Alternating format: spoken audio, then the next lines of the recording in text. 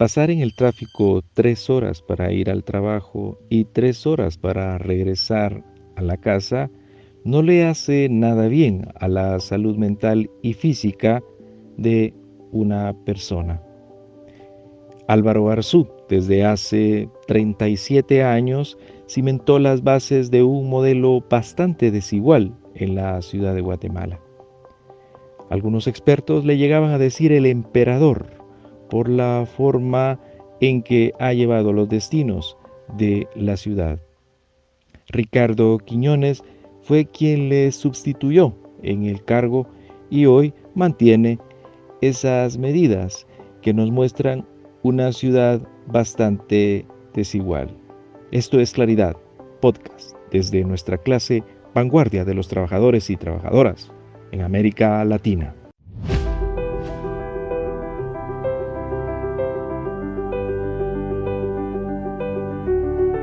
Hola, bienvenida y bienvenido a Claridad, el podcast desde la clase.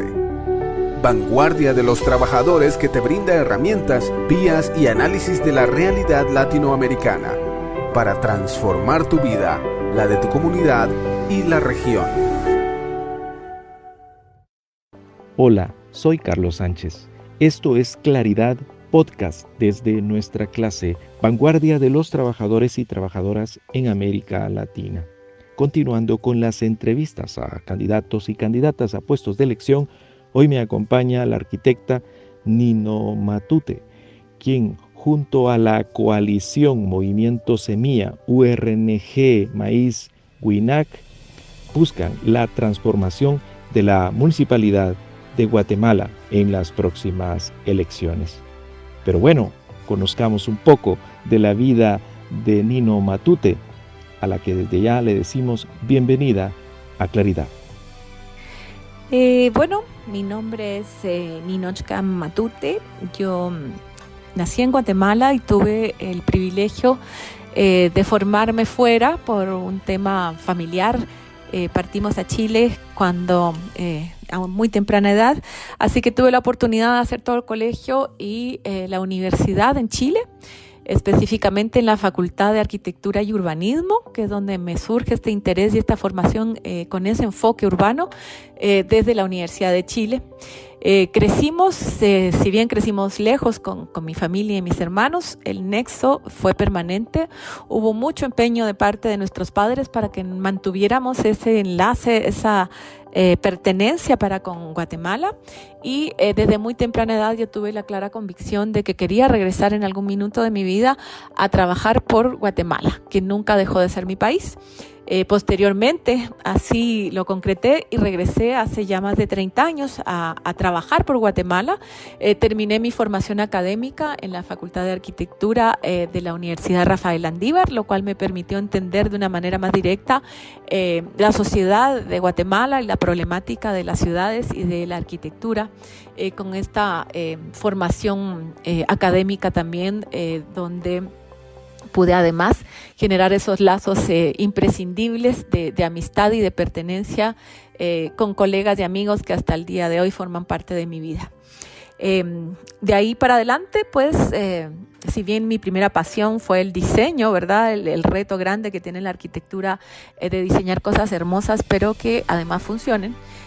Y ya dirigiendo una organización que tuvo que ver con justamente la transformación del espacio público para transformar la calidad de vida de las personas, particularmente en todo el desarrollo que incentivamos por años en Zona 4 y que hoy pues es la evidencia de la importancia de tener este trabajo permanente, esta fuerza desde la sociedad civil para poder generar alianzas que nos permitan generar instrumentos como un plan local de ordenamiento territorial, que es en la zona 4 la única zona donde se ha aprobado, que permitan entonces que los desarrollos de alguna manera respondan a esa visión urbana de ciudad que puede plasmarse a partir de ese involucramiento directo, de esa dirección de una gestión técnica en la cual me involucré durante más de 12 años para poder tener resultados.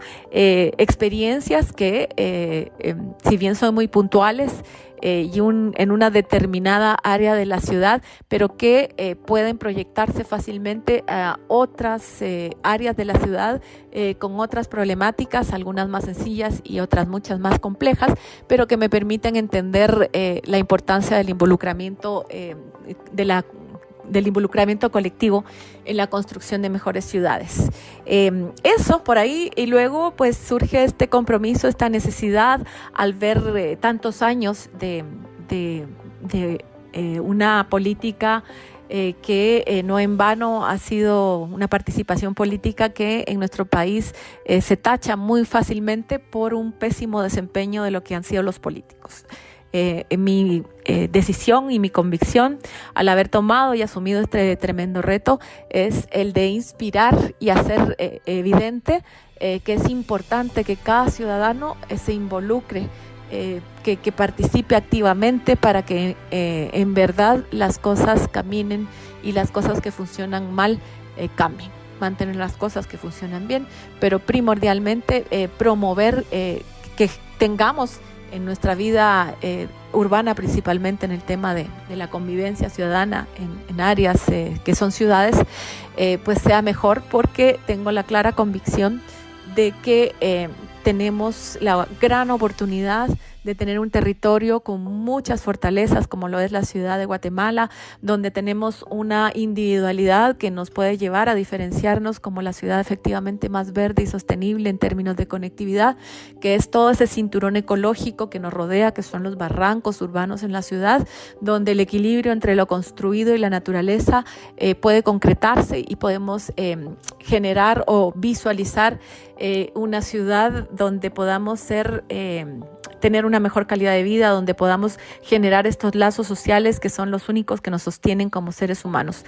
Así que eso es más o menos mi visión y mi trayectoria. Estás escuchando Claridad, podcast desde la clase.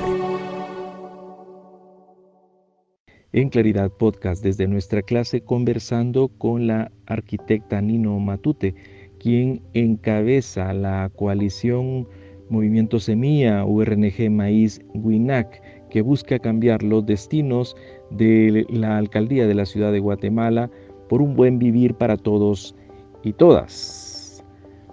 En ese sentido, Nino, ¿cómo se puede hacer de la municipalidad un espacio para todos y todas las vecinas, donde el desarrollo urbanístico llegue a todos los rincones y no solo privilegie ciertas zonas? Creemos firmemente que la municipalidad tiene que ser la casa de todas y todos. Nuestra propuesta es cambiar esa actitud de aislamiento, de arrogancia que durante tantos años ha sido representativa dentro de la actual administración. Nosotros queremos abrir las puertas, tener la transparencia suficiente y provocar esos espacios de encuentro y de diálogo permanente con las personas.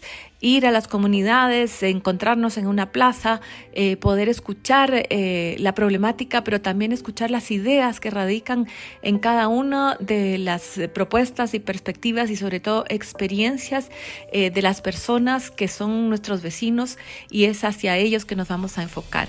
Creemos que es importante tener igual atención y accesibilidad a todos los vecinos de una manera equitativa e igualitaria, no tener unas áreas más privilegiadas que otras en torno a todos los servicios que la municipalidad tiene que saber dar, pero sobre todo empezar por abrir este diálogo permanente que es lo que da sentido al poder local, que el poder local no es otro que justamente eso, el poder de los vecinos, de las comunidades, junto con una administración comprometida que sea capaz de entender y de llevar adelante los enfoques adecuados para cada uno de los proyectos en esta propuesta de ciudad colectiva que estamos llevando adelante.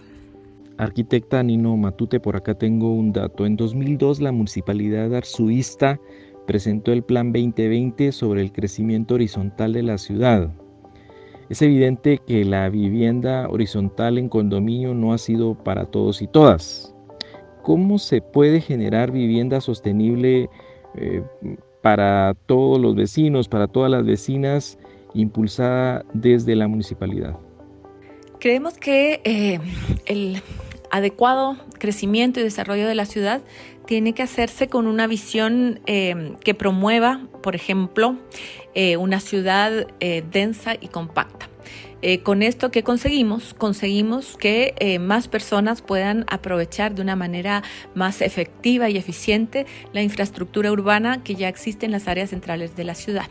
Estas propuestas de vivienda horizontal en condominios han provocado una extensión inmoderada de la ciudad, lo que genera una serie de problemáticas urbanas de las cuales padecemos todos de una manera transversal. El hecho de que las familias vivan en áreas periféricas, tanto en proyectos de alta gama como en proyectos de vivienda más accesible, genera la necesidad de trasladarnos de muchas personas desde 20 kilómetros hacia adentro, hacia las áreas centrales de la ciudad, y nos provoca entonces esa dependencia bastante irracional del automóvil privado, por ejemplo, o la necesidad urgente de hacer eficiente un sistema de transporte público que, por supuesto, es la solución más viable, ¿verdad? Incentivar siempre lo colectivo por sobre lo individual.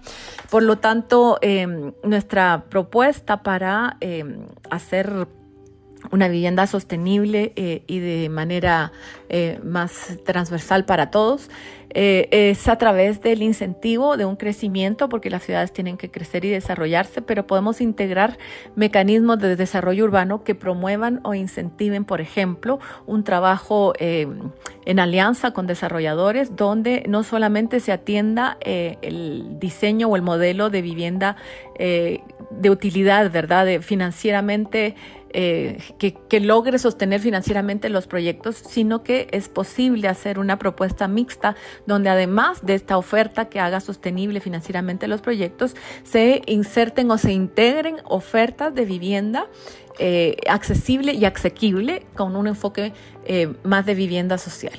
Esta diversificación y esta diversidad en la oferta de vivienda a la vez nos enriquece una ciudad que debe ser justamente el vivir en comunidad, el compartir un área de vivienda, una urbana, ¿verdad? Una ciudad compartida, se enriquece en la medida que podamos tener un uso mixto durante más tiempo del día y donde podamos tener diversidad de oficios y de funciones y de servicios. La convivencia diversa es lo que hace más, lo que enriquece más la vida urbana y que nos permite esos encuentros de interrelación social que son necesarios e imprescindibles para tener una adecuada calidad de vida. Estás escuchando Claridad, podcast desde la clase. Latifundio mediático. ¿Pero qué es eso? Pues que hay terratenientes que acaparan hectáreas de tierra y hay radiotenientes y teletenientes que acaparan canales de radio y televisión. Frente al latifundio mediático, reforma agraria del aire. Estás escuchando Claridad, podcast desde la clase. Estoy conversando con la arquitecta Nino Matute. No olviden encontrarnos en Spotify como Claridad Podcast desde nuestra clase. Nino, ¿cuál es la visión del tratamiento de la basura para su administración? El tema de manejo de los desechos sólidos o la basura es un tema complejo que además, como muchos de los temas de la ciudad, han estado sometidos a un largo abandono que ha provocado este colapso urbano en todos los aspectos en el que vivimos actualmente. El tema adecuado del manejo o el tema del manejo adecuado de desechos es importante porque es enorme y es complejo. Por lo tanto, nosotros proponemos un desarrollo de un plan con varios ejes Uno de los que me parece más innovadores, o mejor voy a empezar primero por el elemental, que no solo se aplica para el tema de desechos, sino también para el tema de agua y en general para todo el tema de desarrollo conjunto de una ciudad, de un proyecto colectivo, que tiene que ver con la educación. Y en el tema de la basura es importantísimo, por ejemplo, empezar a asumir de una manera individual, pero con un enfoque colectivo, esa educación en que nos hagamos responsables como individuos, como familias, como sociedad, de los desechos que producimos. ¿Esto qué quiere decir? Pues tenemos que acudir a un consumo consciente donde, por ejemplo, el plástico de un solo uso quede minimizado a lo máximo posible, ¿verdad? No es sostenible que compremos algo, lo metamos en una bolsa en la tienda o en el súper y a los 10 minutos al llegar a casa esa bolsa tan útil se convierte en basura, ¿verdad? Eso es insostenible. Así que va por ahí un poco el tema de la educación, aprender a que es importantísimo que separemos la basura entre orgánicos e inorgánicos. Esto ya le facilita muchísimo al medio ambiente y también a todo el sistema de recolección para poder tener una basura clasificada. Todo lo orgánico además nos permite generar compostaje a nivel domiciliar, pero también se pueden proyectar a nivel comunitario, lo cual generaría una serie de beneficios que pues lo hablaremos en otra oportunidad. Pero esto que estoy planteando es primordial, es el primer paso, la educación y la conciencia de cada uno, con un enfoque primero individual, pero con beneficio colectivo. El otro tema es que sabemos que contamos con un vertedero inapropiado, colapsado, como el tema de moverlo, de cambiarlo, es un tema sumamente complejo. Debemos en primera instancia, pero siempre con una visión de clausura o de traslado, que es un tema bien difícil porque nadie quiere tener un basurero a su lado. Sin embargo, existen actualmente sistemas y la tecnología y sobre todo la logística necesaria para poder hacer de este manejo de los desechos una industria sostenible y en la medida de lo posible, lo menos contaminantemente posible. Eso es posible. Vamos a empezar entonces por tecnificar y optimizar el funcionamiento del vertedero, pero es importante también poder apoyar para minimizar este destino final de los desechos en el vertedero a través de la creación de pequeñas subestaciones en áreas en las diferentes áreas de la ciudad, donde podamos implementar pequeñas subestaciones que recolecten, ordenen los desechos, que generen estas composteras a nivel comunitario, de tal manera que la disposición final de la basura llegue cada vez en menor cantidad, ¿verdad? Que la cantidad de basura que llega a su disposición final se minimice a través de estas subestaciones comunitarias en una alianza público-comunitaria que queremos implementar, donde ya el manejo inicial se genere y que podamos tener a la vez estas subestaciones que separan, que reciclan y que compostan la basura a nivel barrial. Conversábamos fuera de micrófonos las graves consecuencias de pasar tantas horas en el tráfico para la salud mental, para la salud física. En ese sentido, arquitecta Nino Matute, ¿cuáles son las medidas para que los vecinos de la ciudad de Guatemala e inclusive los municipios aledaños no pasen en promedio 5 o 6 horas de tráfico al día? Hay que tener muy claro que cuando hablamos de la tremenda problemática del tráfico en la que tenemos que invertir 3-4 horas de nuestra vida diaria en el traslado en condiciones de inseguridad, de ineficiencia y muy poco dignas, está directamente relacionado tráfico y transporte público. Por lo tanto, es importante que la comunidad tome conciencia de que es insostenible seguir incentivando a partir de las inversiones y los proyectos municipales una infraestructura que está comprobado por años de ineficiencia, que no soluciona ningún de ninguna forma el problema del tráfico. Me refiero específicamente a esas grandes inversiones que vemos que aparecen a cada instante y sobre todo en época preelectoral, de una infraestructura destinada al tráfico vehicular en vehículo individual. Lo hemos visto, lo vemos cada día en primera instancia. Estos pasos a desnivel se proyectan en la ciudad como grandes cicatrices que dividen las ciudades, donde de una manera totalmente incomprensible las personas, que son la razón de ser de las ciudades, están total y completamente invisibilizadas. En nuestra ciudad actual, los peatones no existen. Es una contradicción imperdonable que debe cambiar. Por lo tanto, esa infraestructura que va en beneficio del vehículo particular, que invisibiliza al peatón, es totalmente ineficiente, injustificable y una tremenda pérdida de recursos que podrían más bien invertirse en generar todas aquellas infraestructuras que además son considerablemente más baratas, que tienen que ver con la creación de sistemas de ciclovías, pero como transporte público real, ¿verdad? A la que hay una gran parte de la comunidad que podría accesar. Estamos conscientes que no todos pueden trasladarse en bicicleta en la ciudad por un tema de estado físico o de edad o de simplemente otra visión de vida, ¿verdad? Pero es importante poder complementar, porque lo que va a afectar directamente en que el tráfico mejore es toda aquella planificación que tenga que ver con un transporte colectivo que sea masivo, intermodal, interconectado, eficiente y sostenible. En parte ya hablé de lo que quiere decir o de las ciclovías, que son parte de este sistema intermodal que tenemos que implementar, pero que tiene su columna vertebral principalmente en el sistema de bus de tránsito rápido, el BRT por sus siglas en inglés, que es el sistema que dio origen al Transmetro en la ciudad capital.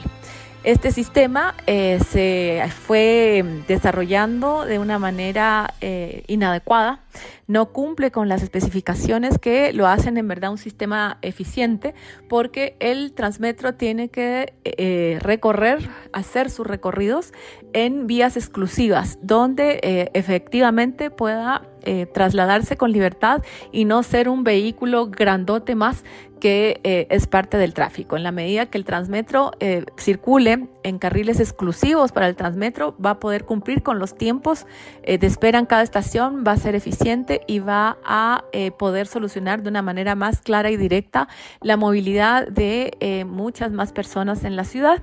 Este sistema debería estar abastecido de otro sistema de buses de mayor dimensión, que son los buses alimentadores de distancias cortas, que efectivamente alimentan desde las comunidades más alejadas los ejes de Transmetro que irán más bien en las áreas centrales de la ciudad. Ahí tenemos ya dos modos de movilidad masiva y colectiva que hay que sostener, y agregar entonces estas ciclovías que ya sabemos que no pueden ser ciclovías recreativas como actualmente la municipalidad ha implementado, porque no es un sistema de recreación, es un sistema de transporte que tenemos que tener la infraestructura con las especificaciones técnicas para que sea eficiente y sobre todo para que los ciclistas puedan hacer uso de estas ciclovías de manera segura. Actualmente eso definitivamente no existe. Además, el sistema más antiguo del mundo y el más eficiente, que tiene que ver con el hecho de poder trasladarnos en una ciudad a través de ser peatones. El poder caminar en la ciudad es elemental, por lo tanto es importante ver el desarrollo, la construcción de banquetas adecuadas, también con unas especificaciones que permitan que podamos transitar en ellas toda la variedad de personas, partiendo, por ejemplo, de una perspectiva de una mamá con niños y carruaje, de una persona con necesidades especiales en silla de ruedas, personas ciegas, en fin, cuando logremos efectivamente tener una red de banquetas caminables con esas características, también muchos de nosotros vamos a preferir optar ir a pie que tener que depender, por ejemplo, del carro vehicular. Todas estas medidas que tienen que que ver con una planificación eficiente, que también tiene que ver con una planificación a nivel metropolitano, no aisladamente solamente con la ciudad de Guatemala, van a tener un efecto directo en este tránsito que actualmente es insostenible. Estás escuchando Claridad, podcast desde la clase.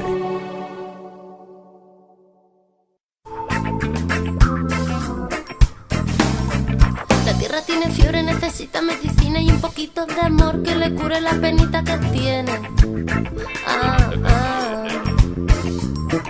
La tierra tiene fiebre, necesita medicina y un poquito de amor que le cure la penita que tiene. Fiebre altísima, 1 grado, 2 grados, 4 grados. La Tierra se recalienta, el planeta se achicharra. La tierra tiene fiebre, tiembla, llora, se duele del dolor más doloroso. Y es que piensa que ya no la quiere.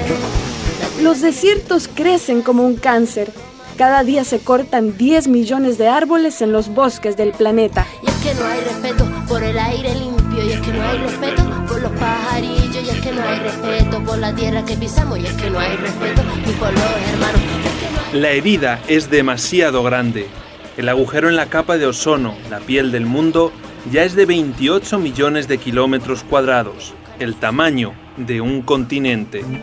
La tierra tiene fiebre, necesita medicina y un poquito de amor que le cure la penita que tiene. La tierra, nuestra madre, se deshidrata. Los ríos se secan, los hielos se derriten. En unos años más, la mitad de la población mundial no tendrá agua para beber. Y es que no hay respeto y se mueren de hambre. Y es que no hay respeto y se ahoga el aire. Y es que no hay respeto y hoy llora más madre. Y es que no hay respeto y se mueren de pena los mares. Y es que no hay... Mueren las aves, Mueren los peces, mueren animales y plantas. Muere la madre tierra. La tierra tiene fiebre, la tierra tiene fiebre, la tierra tiene fiebre, la tierra tiene fiebre. La tierra tiene fiebre, necesita medicina y un poquito de amor que le cure la penita que tiene. contaminación, Calentamiento global. Inundación. Muere la madre tierra. Es que no hay respeto por el aire limpio, es que no hay respeto por los pajarillos, es que no hay respeto por la tierra que pisamos, es que no hay respeto ni por los hermanos, y es que no hay respeto por la voz de los pueblos, y es que no hay respeto desde los gobiernos, y es que no hay respeto por los puñeteros, y es que no hay respeto, y algunos se creen Dios. No recibimos la tierra en herencia de nuestros antepasados, sino en préstamo de nuestros hijos e hijas. Estás escuchando Claridad, podcast desde la clase. Y ya llegando a la parte final de este episodio de Claridad Podcast desde nuestra clase, la pregunta clave, arquitecta Nino Matute: ¿por qué la coalición Movimiento Semilla URNG Maíz WINAC debe llegar junto a usted a la alcaldía de la ciudad de Guatemala? Realmente creemos que nuestra propuesta, que por cierto para mí ha sido un reto que he asumido con enorme compromiso, mucha responsabilidad, pero también con mucha ilusión, porque las palabras en política están ciertamente bastante desgastadas, y decir que somos diferentes pues ya suena trillado, pero tenemos toda una trayectoria que nos avala. Yo soy una arquitecta apasionada por entender la complejidad de lo que significa diseñar y planificar ciudades.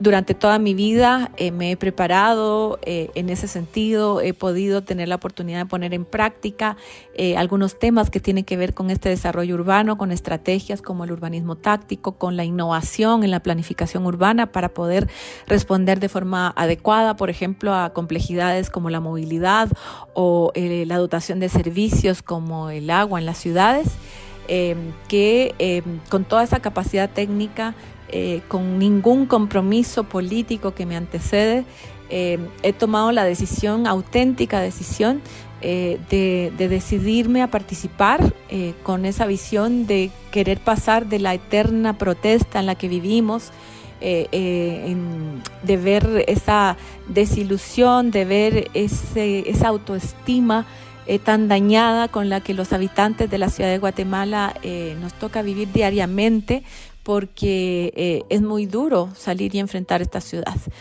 Con esa decisión, con esa ilusión y con la capacidad para poder administrar de una mejor manera la ciudad, es que asumo el compromiso de liderar esta coalición, que además es un hito importante en la historia de las alianzas políticas en Guatemala. Sabemos que es bien difícil, pero de alguna manera representa esa visión personal mía, que tiene que ver con generar consensos, generar alianzas y encontrar esos mínimos comunes donde todos vamos a estar de acuerdo como línea base para poder construir un proyecto representativo, un proyecto colectivo de ciudad, que si bien evidentemente sabemos que siempre habrán puntos o debilidades, pero que nos puede representar de una mejor manera como el país diverso que somos. Nuestra planilla está conformada justamente por hombres y mujeres independientes, con experiencias de vida diversas, con una visión que nos enriquece mutuamente, donde podemos poner en práctica eso que se llama inteligencia colectiva, que nos permite entonces no sumar nuestra capacidad unitaria, 1 más 1 son 2, sino que efectivamente lograr que en ese trabajo colaborativo, podamos sumar 1 más 1 y que el resultado sea 3. Es a partir de esta inteligencia colectiva en que podemos proyectarnos como una corporación que tiene la capacidad, que tiene la visión, que quiere construir y aportar desde lo técnico, pero también sobre todo desde un compromiso auténtico que emana de la naturaleza en la que estamos conformando este proyecto, y que pretende cambiar de alguna manera el sistema que nos mantiene viviendo en este colapso y en este abandono que se ha extendido durante demasiados años. Desde la manera más auténtica creemos que se puede, y estamos aquí para hacerlo realidad. Los desafíos para una ciudad de Guatemala con menos exclusión y con menos violencia económica están en la mesa, y son los vecinos y vecinas quienes lo van a decidir. Los cambios en la Municipalidad de Guatemala se deben de dar, y por ello agradezco a la arquitecta Nino Matute por haber aceptado esta entrevista en Claridad Podcast desde nuestra clase. Desde ya, muchas gracias, Nino. Me despido muy agradecida de todos aquellos oyentes que se conectaron con nosotros en este podcast Claridad, y nuevamente agradeciendo a Carlos por permitirnos acompañarlo en este espacio tan interesante. Muchas gracias y seguimos atentos. La vanguardia de los trabajadores y trabajadoras crece compartiendo este podcast con tus contactos. Esto fue Claridad, podcast desde la clase.